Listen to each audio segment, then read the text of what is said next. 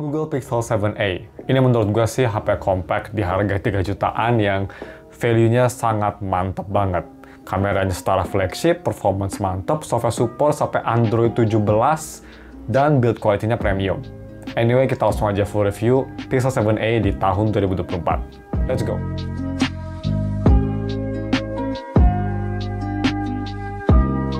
Halo guys, nama gue Staff dari Staff Tech, dan mari kita langsung aja full review lebih tepatnya Google Pixel 7a. Pertama, seperti biasa untuk harga dan speknya. Harga sendiri untuk varian yang WiFi only kalian bisa dapat kalau nggak salah di sekitar 3 juta. Gue bakal taruh di sini screenshotnya. Kalau misal mau yang dia itu sinyalnya aman tapi gampang diblok, itu kira-kira di sekitar 3,4 jutaan kalau nggak salah. Gue bakal taruh semua linknya, mau link itu wallpaper atau Google Pixel, gue taruh semua di deskripsi ya. Dan untuk kalau misalkan kalian mau belinya tuh emailnya bea cukai, kalau nggak salah masih di sekitar 5 jutaan. Speknya sendiri, cepet aja dia pakai Google Tensor G2 sama kayak di Google Pixel 7. Refresh rate-nya udah 90Hz, Full HD display. Terus dia sayangnya nggak ada headphone jack, tapi udah pakai USB Type-C 3.2, udah mantap banget. Ada NFC, ada wireless charging, cuma fast chargingnya masih lemot di 18 watt. Untuk desain dan displaynya, pertama kita ngomongin build sendiri. Build-nya untuk Pixel lumayan premium ya. Frame samping terbuat dari metal, visornya terbuat dari metal, terus untuk layar depan dia udah pakai Corning Gorilla Glass 3 yang nggak shatter resistant, tapi kalau nggak salah Gorilla Glass 3 itu sangat crash resistant. Correct me if I'm wrong. Kalau bisa di belakang, ini masih plastik ya, walaupun ini feeling plastiknya menurut gue kerasa lebih glass-like dibanding Pixel 6a sebelumnya. Perasaan gue sih kayak gitu ya. Dan gimana untuk desainnya sendiri? Ini mantap sih. Desainnya gue suka, desain Pixel tuh benar-benar khas banget. Gue suka desain Pixel visor gini, elegan, dan kerasa lebih kecil, lebih compact daripada Pixel 7. Dan gue suka juga ini visornya nggak setebal Pixel 7. Jadi nggak cepat nge-attract dust dan nggak kelihatan kayak nggak kelihatan kayak topeng Batman atau nggak kelihatan kayak Minion gitulah matanya. Lebih seamless menurut gue. Dan untuk desain depan, dia pakai dot display, bezelnya memang jauh lebih tebal daripada HP flagshipnya normal lah, seperti di 6a tebal ya. Atas bawah kanan kiri bisa kelihatan lebih tebal, dan display quality sendiri menurut gue cukup bagus. Display quality-nya punya warna yang vibrant, nggak se-vibrant Samsung, tapi cukup vibrant, pleasing to the eyes, HDR content bagus, view angle bagus, dan overall untuk harganya 3 juta sih layarnya sudah sangat enak banget untuk konsumsi konten. Sedangkan untuk visibilitas di bawah sinar matahari bagaimana? Cukup oke. Bisa kita lihat itu kondisinya tuh gue pagi hari ya, habis lari pagi. Terus gue cek, itu masih kelihatan. Walaupun nggak terang-terang banget, tapi untuk pagi hari yang mataharinya ada tapi nggak terang banget sih masih cukup kelihatan lah. Masih cukup oke. Tapi kalau misalnya siang hari bakal kerasa gelap, tapi masih usable kok. Dan untuk haptic ini sih, hapticnya walaupun di HP budget Pixel ya, Pixel nggak pernah cut budget kalau masalah haptic, karena ini hapticnya enak banget, masih jauh lebih enak daripada iPhone gue, jauh lebih enak daripada Samsung Galaxy S24 gue, menurut gue ya. Ini enak banget, kerasa bulat, snappy, refine, dan punchy banget. Gue suka sih hapticnya Google. Dan bagaimana untuk biometric? Ini pakai optical fingerprint yang kalau misalnya kalian ingat sedikit sejarah aja, pertama kali Google Pixel 6 pakai optical fingerprint, kontroversi banget karena jelek pisan fingerprintnya kalau Sundanya mah. Dan di Pixel 7a udah lebih mature. Dia optical fingerprint juga, tapi kecepatannya cukup oke. Kadang kalau misalnya kering banget itu nggak bisa nge-scan, tapi overall sih scanningnya cukup bagus dan reliable lah. Masih cukup oke. Kecepatannya nggak yang paling cepat, kira-kira setengah kecepatannya S24 ultrasonic. Tapi cukup bagus sih, masih oke lah untuk harganya. Dan bagaimana untuk kualitas audio quality-nya? Audio quality kita bahas pertama via 3.5mm to USB Type-C. Gue tuh konverternya pakai merek ini ya. Banyak banget yang nanya di komen nih. Gue pakai merek Vention. Kalian bisa nyari di Tokopedia, mereknya Vention. Cari aja Vention Type-C to 3.5mm yang harganya 65 ribuan. Itu yang gue pakai. Dan gue pakai konverter itu pakai IM2 3hexa seperti biasa. Ini amplifiernya edan banget. Itu kelihatannya itu gue di volume rendah itu hanya 30%. Udah keras banget loh. Sebagai gambaran aja, biasanya kalau gue review HP itu pakai True Hexa, volumenya harus di sekitar 55-60%. Ini 35% aja atau 30% udah keras banget. So that's fucking insane, nice. Dan kualitasnya gimana? Bisa mempertahankan True Hexa, yang artinya suaranya tuh balance. Jadi bagus ya, vokalnya masih oke, bisa dipertahankan. Masih enak, bassnya masih balance sedikit flat, khas Hexa. Dan overall, mid-range, bagus. Soundstage oke. Nggak sebagus desktop class, tapi oke. Dan bagaimana untuk kualitas speakernya? Dia speakernya dual speaker, dan ini kualitas speaker gue bisa bilang balance dengan emphasis banget di mid-range-nya. Ini mid-range-nya sangat-sangat present. Jadi kalau misalnya mau di graph tuh bassnya tuh di bawah, mid-range, terus treble bawah dikit. Jadi ya benar-benar fokus on mid-range ya. Suaranya enak banget sih. Kalau misalnya kalian suka suara yang bright dan tapi nggak cempreng, ya kayak Turun Hexa, suaranya enak banget ini speakernya. Dia tuh suaranya balance. Bassnya sih kadang-kadang di beberapa lagu flat banget. Nanti kita bakal lihat di lagu Heatwave itu kerasa agak flat. Tapi overall, ngedengerin lagu enak sih. Vokalnya masih jernih, vokal cewek yang high pitch pun gak nusuk banget. Dan mid-range-nya ini menurut gue one of the best mid-range yang ada di speaker HP. Anyway, ini dia speaker tesnya. Gue rekomen kalian pakai headphone biar bisa ngedengerin lebih detail. Check it out.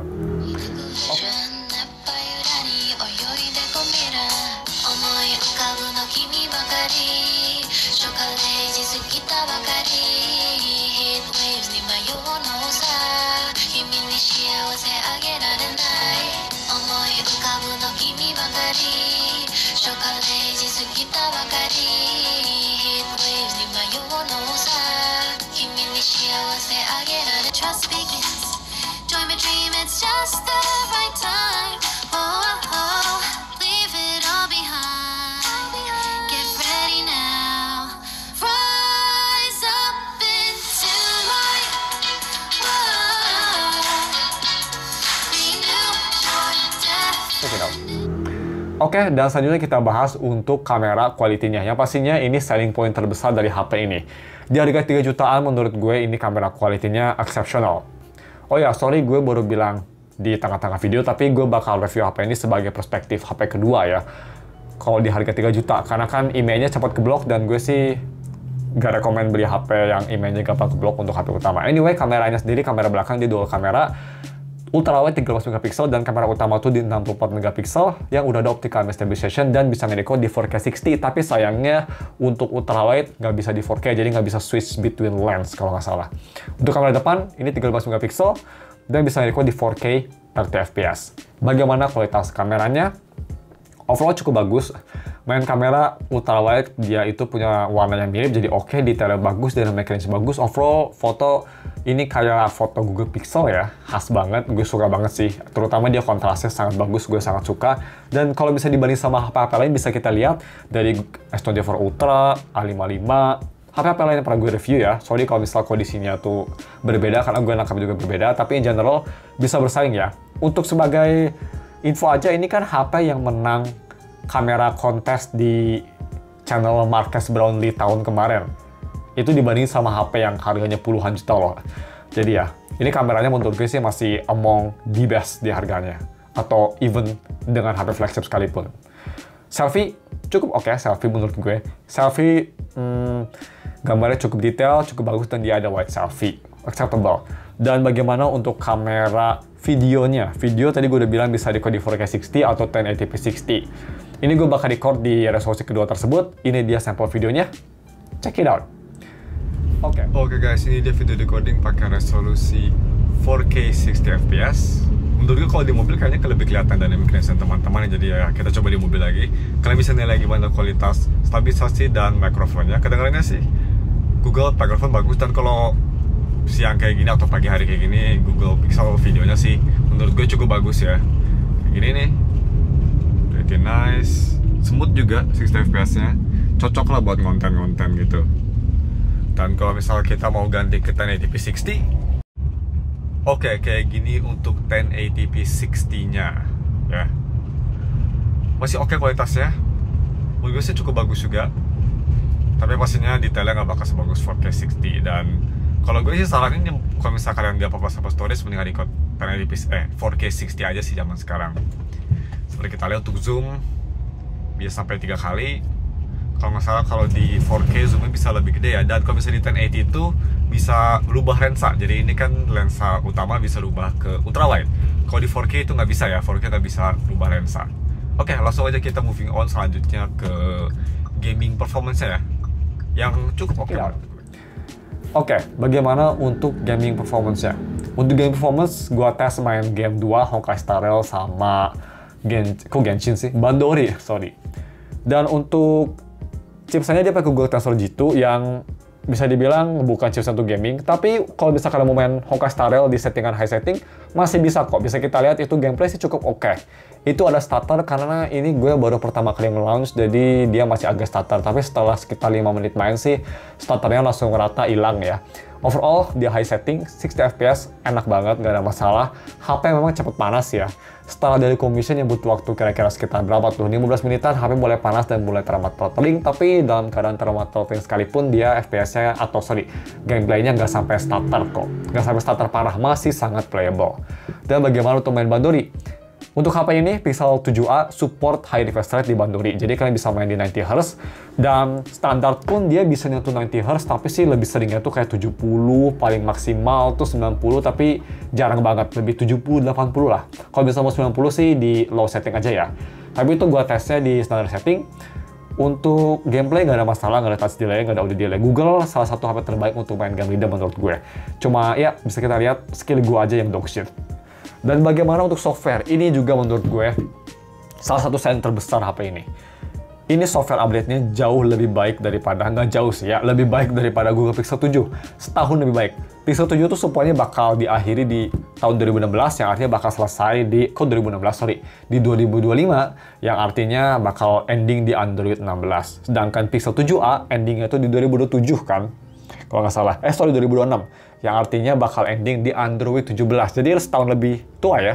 Lebih muda, Nice, jadi dia masih ada umur sekitar 3 tahun lah, 2,5 tahun lah ya, kalau misalnya mau technical. Cukup bagus. Dan bagaimana untuk software experience sendiri? Sebelum kita masuk ke gimana performance-nya, HP ini HP X Jepang, dan pas gue record ini tuh bulan Mei, pertengahan Mei, dia udah ada fitur circle to search ya. Jadi kalau misalnya kita mau nyari, oh ini apaan sih? Figure apa ini ya? Gue nggak tahu. Tinggal kameranya ke sini, press home button, tinggal di circle aja, geser dikit, dan langsung tahu. Dan itu dia tahunya benar-benar spesifik banget ya. Bukan figur Ember sembarangan, dia langsung tahu ini figur Ember langsung official dari si Genshin Impact-nya. So that's pretty cool. Circle to search yang menurut gue salah satu fitur AI dari Google Gemini yang gue sering banget pakai. Jadi ada di Pixel 7a menurut gue sih handy banget, apalagi buat HP kedua ya, ini bisa handy banget. Software-nya oke, dan nanti kita bakal bahas baterai juga lumayan impresif. Anyway, day-to-day performance cukup kenceng, gak ada masalah. Khas Google, gestur navigasi yang terbaik di kelas Android, dan speed, multitasking, split screen gak ada masalah. HP terkadang agak sedikit panas, atau agak sedikit mengebul kalau misal kalian speed apps, kayak speed apps terus 3 apps secara sekaligus, agak sedikit panas, tapi nggak sampai FPS yang nurun kok, nggak sampai hertz yang nurun kayak di Xperia.